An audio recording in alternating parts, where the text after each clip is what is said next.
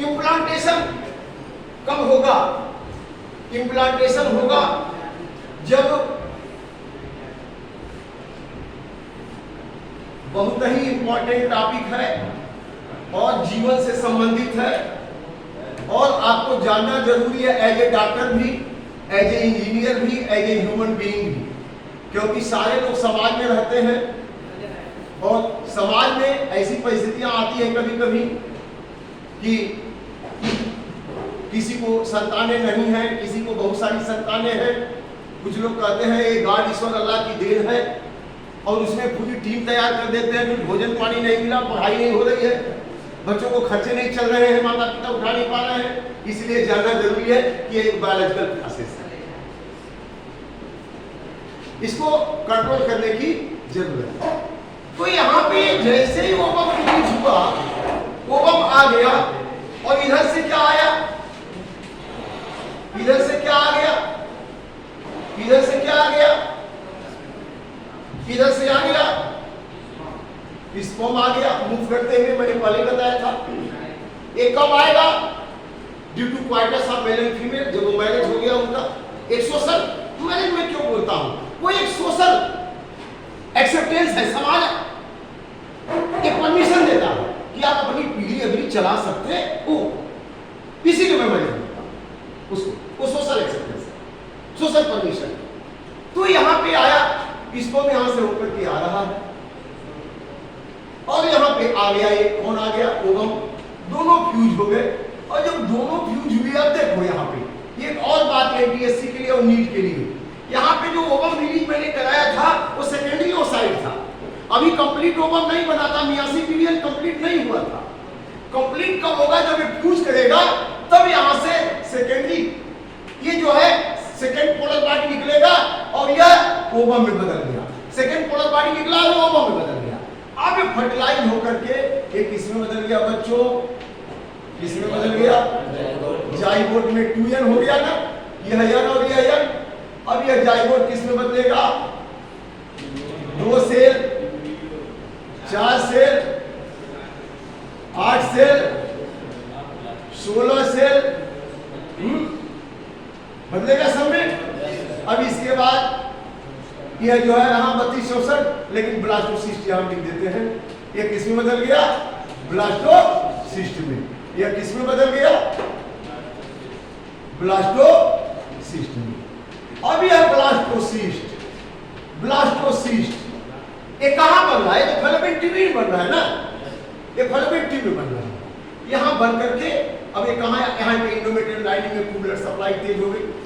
क्यों तेज हो गई ब्लड सप्लाई? यहां पे जरा बताइए हमको। क्योंकि प्रोजेस्टेरॉन हार्मोन रिलीज हो रहा है कार्पस ल्यूटियम से, ब्लड सप्लाई तेज हो गई। अब यहाँ पे आ गया ब्लास्टोसिस्ट, एक इसका ट्रोपोब्लास्ट यहाँ पे आके अटैच हो गया और जैसे ही ट्रोपोब्लास्ट ये जो है एम्ब्रियोनिक ये कोरियनिक बिलाई बना लिया, यूटेराइन बिलाई बना लिया, जैसे इधर से बिलाई बने और इधर से बिलाई बने, दोनों मिलकर के प्लेसेंटा बना लिए, ठीक है ना। अब यहाँ पे टिश्यू इनको प्रोलिफरेट करके इसके चारों ओर से क्या कर दिए? घेर दिए और बाकी के स्पर्म डिजनरेट हो जाते हैं, वो बाकी के स्पर्म क्या होंगे? डिजनरेट हो गए। अब यह इम्प्लांटेशन हो गया, इसको क्या कहेंगे? इम्प्लांटेशन। अब जब इम्प्लांटेशन हो गया तो अब मेनिस्ट्रेशन नहीं होगा, क्योंकि उसको यूज करने वाला यह इम्प्लांट हो गया। अब कार्पस ल्यूटियम भी यहाँ पे तब तक रहेगा जब तक कि जन्म न ले।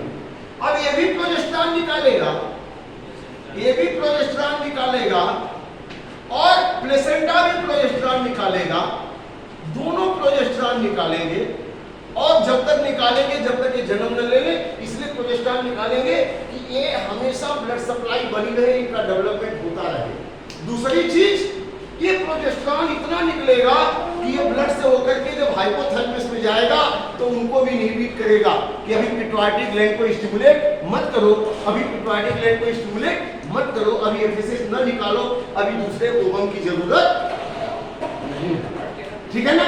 तब तक पिट्यूटरी ग्लैंड इनहिबिट रहेगा, तब तक एफएसएच हार्मोन नहीं निकलेगा जब तक ये जन्म नहीं ले लेते। और उसके 5-6 महीने बाद तक भी जब तक कि इंटेंस लैक्टेशन हो रहा है, मतलब अपने बच्चे को मीट फीड करा रही है, समझ आ रहा है कि अब मेनिस्ट्रेशन नहीं होगा। अब इम्प्लांटेशन हो गया, यहाँ प्लेसेंटा बन गया। अब प्लेसेंटा क्या करेगा? प्लेसेंटा का काम जरूर इस बार पूछेगा, पक्का पूछेगा इस बार सेकेंड टर्म में, what is the function of placenta? Placenta is a connecting between foetus and uterine wall of the mother, and placenta provide nutrition, oxygen to the developing fetus, and placenta also remove nitrogenous waste material and CO2 from fetus into mother blood. Besides this, placenta secretes hormone. That hormone is what? HCG, human placental lactogen. याद रखिए, human placental lactogen, और इसके बाद progesterone, बताया था ना, progesterone. तो HCG क्या है? ह्यूमन कोरियानिक गोनाडोट्रोपिन, ये निकलते ही या प्रोजेस्टेरॉन के निकलने की प्रक्रिया को स्टेब्लिश करता है, इन करते रहे, ये मेंटेन करता है। और इसी एचसीजी को, ह्यूमन कोरियानिक गोनाडोट्रोपिन को, एचसीजी का फुल फॉर्म क्या है? एचसीजी का फुल फॉर्म क्या है? Human chorionic gonadotropin. यह हार्मोन निकल करके जब ब्लड में आएगा तो इसी हार्मोन को डॉक्टर चेक करते हैं यूरिन से। यूरिन में जाएगा फिल्टर होके, किडनी से फिल्टर होके, तो यूरिन चेक करते हैं, बता देते हैं कि मदर प्रेग्नेंट है कि नहीं है। बाकी प्रोजेस्टेरॉन तो यहाँ भी निकल रहा है, हर जगह निकल रहा है, लेकिन यह जो एचसीजी केवल कहां से निकलता है? प्लेसेंटा। और प्लेसेंटा कब बनेगा? जब इम्प्लांटेशन हुआ है, ठीक है ना? तो यह जो है इंडिकेट करता है। ह्यूमन प्लेसेंटल लैक्टोजन का काम क्या है? ह्यूमन प्लेसेंटल का लैक्टोजन का काम यह है कि जैसे यहाँ पे फीटस डेवलप हो रहा है तो आगे बच्चा जन्म लेते ही चावल दाल को खाएगा नहीं, उसको मिल्क चाहिए होगा, तो अब उस फीमेल में मेमोरी ग्लैंड को स्टिमुलेट करता है ताकि वो ग्रो हो, वहाँ पे मिल्क बनने की प्रक्रिया तेज हो जाए, ताकि जैसे बच्चा जन्म ले मदर उसको मिल्क फीड करा सके। एक कैटल में भी, ह्यूमन में भी, सब में यही प्रक्रिया है। इसीलिए मदर सब कुछ सेक्रीफाइस करती है अपने बच्चे के लिए। आपने देखा, उसको अपने ब्लड से न्यूट्रिएंट दे रही है, ऑक्सीजन दे रही है, सारे न्यूट्रिएंट दे रही है, इसके जन्म के बाद भी मिल्क सप्लाई कर रही है ताकि बच्चा ग्रो कर जाए, जब तक भोजन खाने लायक नहीं हो जाता है। और जब तक केयर करती है, जब तक वो बड़ा नहीं हो जाता। इसलिए मदर के रेंज से कोई भी भाग नहीं सकता और न कभी चुकता कर सकता। इसलिए मदर को हमेशा हमेशा अपने सराखों पे रखिए, हमेशा इज्जत दीजिए, कभी भी गुस्सा नहीं करिए, कभी भी किसी भी परिस्थिति में मदर के ऊपर गुस्सा नहीं करना है, क्योंकि उन्होंने जो कुछ दिया है हमारा अस्तित्व मदर से, इसलिए मैं भागना पड़ता हूँ, ठीक है ना? सपने में भी उनको दुखी करने की कोशिश नहीं करना। तो ये रहा ये डेवलपमेंट की बात, सारी चीजें क्लियर हो गई आपको? बिल्कुल। अच्छा, ये फीटस डेवलप होगा और डेवलप होकर के फीटस 270 डेज, कितना? 270 डेज। इस पीरियड को कहते हैं क्या? Gestation period. क्या कहते हैं? The period in which the implantation of embryo, development of foetus and birth of foetus occurs, that is called as gestation. अब इनका बर्थ कैसे होगा? जैसे फुली ग्रोन अप हो गया, ये फुली ग्रोन अप हो गया, फीटस एकदम डेवलप हो गया, और डेवलप होने के बाद अब यहाँ पे ये फुली ग्रोन अप हो गया है, तो fully grown up foetus of placenta gives signal. ये सिग्नल किसको देते हैं? पिट्यूटरी ग्लैंड को। तो पिट्यूटरी ग्लैंड से ऑक्सीटोसिन हार्मोन निकलता है, और वो ऑक्सीटोसिन आते ही यहाँ पे इसके वाल को तेजी से कंट्रैक्ट रिलैक्स कराता है। जैसे आप कोई तार को तोड़ते हैं, तो तार को तोड़ने के लिए उसको ट्विस्ट करते हैं, वो टूट जाता है। तो यहाँ पे बिल्कुल कंट्रैक्शन रिलैक्सेशन होगा, ये डिटैच हो जाते हैं। तो पहले fully develop foetus of placenta signal दिया, थोड़ा सा ऑक्सीटोसिन पिट्यूटरी ग्लैंड से कंट्रैक्शन रिलैक्सेशन हुआ, और इंटर्न और स्टिमुलेट हुआ, और ऑक्सीटोसिन आया और कंट्रैक्शन रिलैक्सेशन से ब्रेक कर जाता है, और इसके कंट्रैक्शन से अब यहाँ प्रेशर होगा और फीटस एक्सपेंशन हो जाता है। इसको कहते हैं पार्टिशन, बर्थ ऑफ चाइल्ड। कभी कभी किसी मदर में लेबर पेन नहीं होता, वहाँ पे नहीं ऑक्सीटोसिन ज़्यादा निकल पाता है, तो डॉक्टर अलग से इंजेक्शन देते हैं ऑक्सीटोसिन का कि लेबर पेन हो जाए और फीटस इजेक्ट हो जाए, इसको कहते हैं पार्टिशन। अब जन्म के बाद फिर क्या होगा? Lactation. Mammary gland of the mother start secreting milk, that is called lactation to feed the child. Initial milk of the mother, a cattle also is light yellow colour in yellow colour, that is called colostrum. उसमें IgA होता है, antibiotic. देखो mother ने बच्चे को develop कराया, जन्म भी दिया और उसको IgA एंटीबॉडी भी बनाए दे रही है ताकि उसकी इम्यूनिटी क्या रहे, स्ट्रांग रहे। तो गाय भैंस में भी ऐसे ही है। शुरू का दूध लोग नहीं पिलाते इसलिए वो बच्चे कमजोर हो जाते हैं जल्दी, कभी कभी तो नहीं जी पाते हैं। शुरू का दूध उनको पिलाना चाहिए, गाय भैंस के बच्चों को पिलाना चाहिए ताकि वो स्ट्रांग हो जाए, समझ रहे नहीं। उसमें IgA होता है, एंटीबॉडी होता है। तो लैक्टेशन पीरियड में मिल्क निकला, उनको पिलाया गया और ये कब तक फिर अगला ओपन नहीं बनेगा, जब तक कि इंटेंस लैक्टेशन हो रहा है, जन्म के 6-7 महीने तक भी।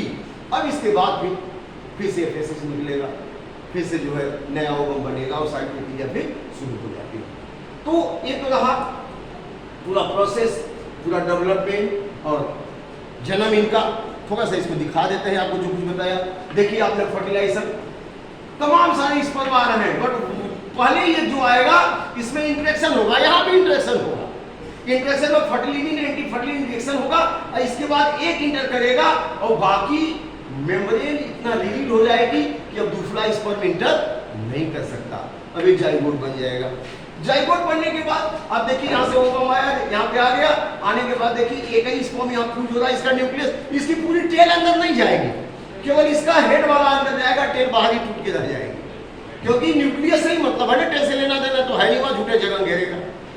तो न्यूक्लियस और न्यूक्लियस दोनों मिलकर के जाइगोट बन गया और जाइगोट बनने के बाद देखिए डेवलप होकर के ब्लास्टोसिस आपके इम्प्लांट हो गया इम्प्लांट। ये ब्लास्ट बना था ब्लास्टोसिस, जो ब्लास्ट है एम्ब्रियोनल सेल माने स्टेम सेल बनाया था, तो ब्लास्टोसिस यहाँ पे क्या हो गया, इम्प्लांट हो गया। अब implantation, the blastocyst get implant. देखिए यहाँ पे देख लीजिए, यहाँ पे भी देखिए, यहाँ पे ये ओवम, फर्स्ट पोलर बॉडी, यहाँ पे स्पर्म यहाँ मिला और स्पर्म मिलते ही मेल और फीमेल दोनों के स्पर्म दोनों के न्यूक्लियस मिल गए और दोनों के न्यूक्लियस मिलते ही जाइगोट बन गया। और जाइगोट देखिए डिवाइड हुआ, सेल भी डिवाइड, लेकिन all the cell are remain attach, तभी तो मल्टी सेलुलर हो गया ना। नहीं अमीबा जैसे सेपरेट हो जाता तो मल्टीसेलुलरिटी नहीं आती ना, तो इसको डिवीजन नहीं करते, इसको क्लीवेज करते हैं, CLEVAG, क्लीवेज। यहाँ पे क्लीवेज हुआ। अब ये एक सेल से 2 सेल से 4 सेल 8 सेल 16 सेल 32 सेल, अब ये ब्लास्टोसिस्ट बन गया और ब्लास्टोसिस्ट आकर के कहाँ होगा, इम्प्लांट हो जाएगा। इम्प्लांटेशन हो गया, इसके बाद डेवलपमेंट होगा, इम्यूनोजेनेसिस होगा, ऑर्गेनोजेनेसिस होगा, फीटस बन जाएगा। सबसे पहले कौन सा ऑर्गन बनता है, हार्ट।